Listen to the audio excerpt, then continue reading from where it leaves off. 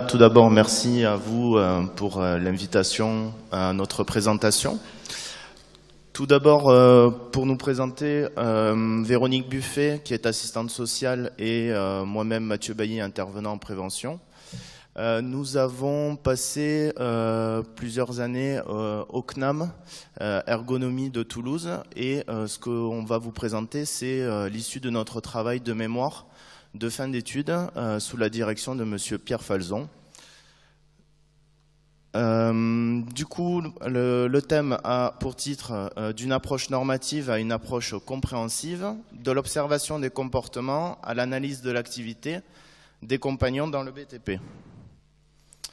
Tout d'abord, la demande était de réaliser une analyse ergonomique des postes de coffreurs-bancheurs en vue de réduire la pénibilité et bien entendu d'améliorer les conditions de travail. À travers l'analyse stratégique de la demande, nous avons pris conscience, en effet, avec ce qui se passe et l'actualité, du contexte économique difficile dans notamment la compression des délais, la difficulté à trouver des marchés. Ainsi, nous avons proposé en collaboration avec l'entreprise d'axer notre intervention sur l'optimisation de l'articulation entre la productivité, à la fois la qualité et bien entendu la réduction de la pénibilité au travail auprès des compagnons et notamment des coffreurs-bancheurs, puisque c'est une analyse qui s'est axée avant tout au niveau des coffreurs-bancheurs.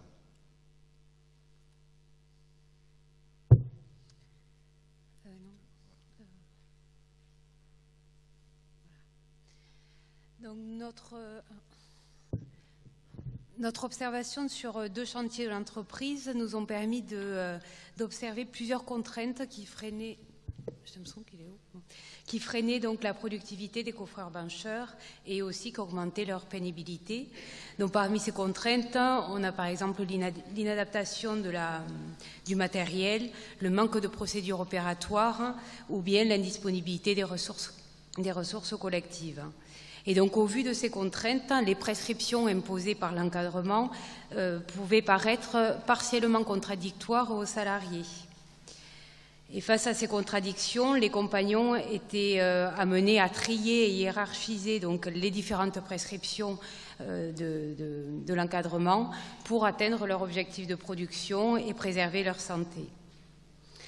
Nous avons également observé que pour répondre aux situations complexes et imprévues, les salariés pouvaient être amenés à privilégier l'objectif de production au détriment de l'objectif de sécurité, puisque parfois ils se sentaient obligés de violer les règles de sécurité et les procédures pour créer leur propre mode opératoire. Si on peut revenir juste à la diapositive précédente, s'il vous plaît. Merci. Donc, pour maintenir leur productivité, les compagnons sont obligés de réaliser des arbitrages donc, entre la préservation de leur santé, la préservation de leur santé, les variabilités du chantier et les différentes prescriptions de l'encadrement. Et donc, nous avons émis l'hypothèse que le manque d'espace de discussion entre l'encadrement et les salariés pourrait justement empêcher la compréhension de ces arbitrages. Nous pensons qu'un espace qui met en débat le travail réel des salariés pouvait permettre l'articulation entre la sécurité gérée et la sécurité réglée. Sachant que la sécurité réglée correspond à l'ensemble des règles imposées par l'encadrement pour gérer les risques prévus et la sécurité gérée, elle, désigne donc tout ce qui est capacité d'initiative des opérateurs pour gérer les risques imprévus.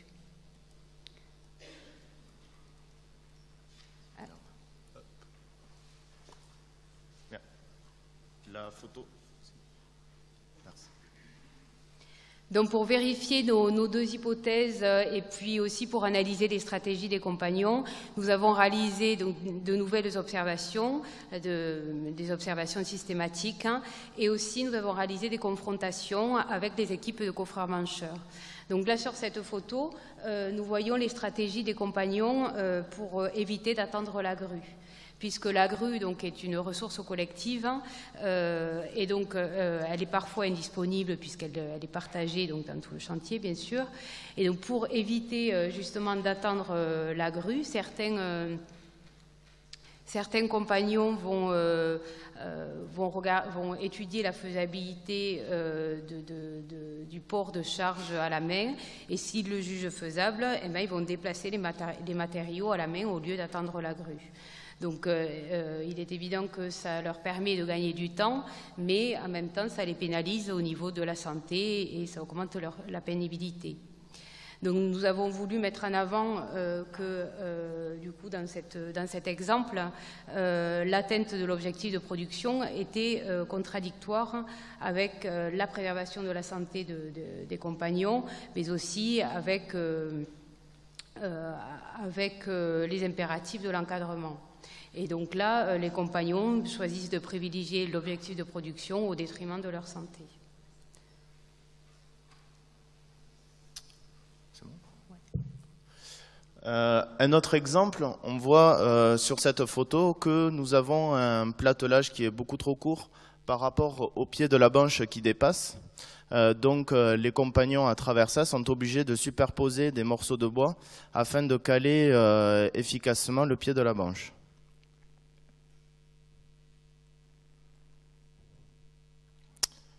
On voit en effet qu'il y a une contradiction entre la procédure de réalisation donc, qui consiste à poser le pied de la banche sur le platelage, les moyens disponibles en termes de ressources matérielles et la finalité de l'histoire, les objectifs de production. La procédure ne pouvant pas s'appliquer de manière correcte et efficace, les opérateurs sont un peu contraints à la débrouille d'adapter la procédure. En effet, donc, les contraintes liées au matériel et à l'organisation contraignent les opérateurs à réaliser en quelque sorte une violation de la règle de la procédure écrite de l'entreprise, voire même de violer la règle de sécurité. Tout cela dans le but d'atteindre ces, et j'insiste bien là-dessus, ces objectifs de production. Voilà. On peut, à travers cet exemple, se dire qu'il peut y avoir des risques au niveau de la sécurité ou au niveau de la qualité, comme par exemple, effectivement, si le pied de la banche est mal fixé, cela peut entraîner en effet des problèmes au niveau de la qualité dans l'épaisseur des murs, ce qui peut générer en fait du travail supplémentaire, non pas pour les coffreurs bancheurs, mais pour les finisseurs, puisqu'ils vont réadapter le mur en fonction.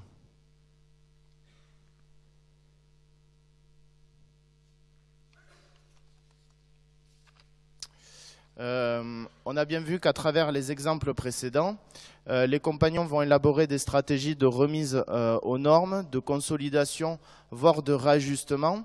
Par contre, tout cela n'est pas forcément débattu avec l'encadrement, ce qui peut être un danger par rapport à ça. Ainsi, face à tout cela, face aux variations internes et externes, donc face aux différentes variabilités que l'on peut voir sur un chantier de bâtiment, elles sont partiellement applicables. Donc toutes ces procédures sont partiellement applicables. Mais par contre, c'est grâce à ce que peut faire l'opérateur sur le chantier, donc à la détection des erreurs, aux carences qu'il peut y avoir au niveau du matériel, mais que le compagnon est aussi un agent de fiabilité. En effet, si on reprend l'exemple précédent, que prévoit la procédure de réalisation lorsqu'on a notamment un platelage qui est trop court? Donc face à ces manques, les opérateurs sont contraints donc, à la débrouille et donc, comme on l'a dit, à commettre des violations, des erreurs, tout cela dans le but d'atteindre les objectifs de production. Donc on a mis en avant que c'est l'articulation entre la sécurité réglée, comme l'a dit Véronique, qui est les règles et les sécurités et la règle et la procédure dictée par l'entreprise, et la sécurité gérée, qui est plus l'adaptation de la règle que va pouvoir mettre en place l'opérateur face aux différentes variabilités qu'il peut y avoir sur un chantier. qui va permettre de garantir la fiabilité du système de production en termes de qualité, de productivité. Et l'opérateur, il n'est pas bête non plus, il va faire ça aussi en vue de réduire aussi sa propre pénibilité.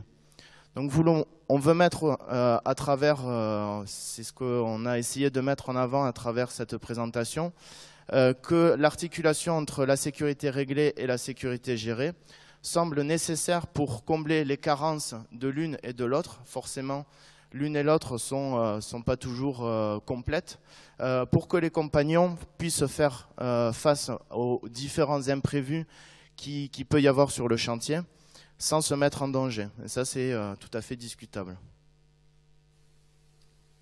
Donc,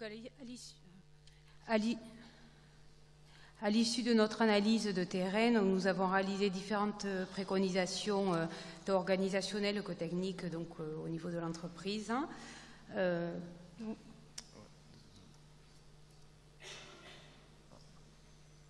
précédente, s'il vous plaît. Donc, concernant les préconisations organisationnelles, nous avons proposé de développer l'activité collective réflexive donc par le biais de retours d'expérience réguliers, les REX, qui réunissent les compagnons et l'encadrement de chantier.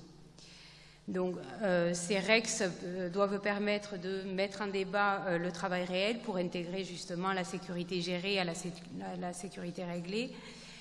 Ils peuvent aussi permettre de comprendre les erreurs et ce qui fait qu'elles n'ont pas été détectées avant. Les REX peuvent aussi permettre de pallier au manque de discussion et donc d'avoir une meilleure connaissance de chaque acteur. Les REX peuvent aussi permettre de discuter et de diffuser les bonnes pratiques. Ils peuvent permettre de répondre collectivement aux problématiques de terrain et de développer une approche donc compréhensive de la sécurité en tenant compte de l'ensemble des déterminants de l'activité et aussi de la logique de chaque acteur. Donc à terme, ces REX peuvent aussi permettre de construire, de transformer les situations de travail, puisque collectivement, ils permettent d'élaborer des solutions d'amélioration au niveau technique, organisationnel et humain. Donc, concernant les préconisations techniques, nous en avons sélectionné quelques-unes. Donc, on a préconisé à l'entreprise, par exemple, de remplacer les trappes métalliques des banches cintrées par des trappes en plastique, donc moins lourdes. On a préconisé également de modifier la disposition et la couleur de l'ancrage au sol des banches cintrées, de manière à ce qu'elles soient plus visibles et donc pour éviter les chutes de plein pied. On a également préconisé d'augmenter la profondeur du platelage des banches cintrées et également d'utiliser des outils pour ligaturer la ferraille sans rotation des poignées, donc pour permettre aux opérateurs un gain de temps et aussi peut-être réduire le risque de TMS.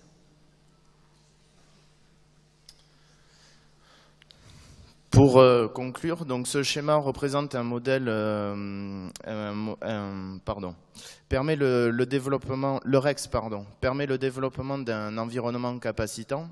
C'est un environnement qui permet de créer les conditions propices pour que le salarié puisse travailler de manière efficace. Ce schéma est inspiré en fait d'un ergonome québécois qui représente un modèle de co-analyse des pratiques. En effet, ce schéma ne consiste pas en une analyse fine de l'activité, mais une analyse qui est beaucoup plus globale et qui permet notamment d'identifier les problématiques auxquelles peuvent rencontrer les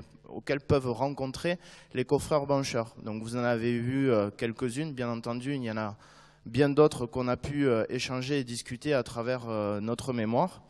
Le REX, notamment, va permettre aux salariés de parler entre eux de leur savoir, d'apprendre également à faire, d'apprendre avec les autres, mais aussi des autres. En effet, cela va permettre aux salariés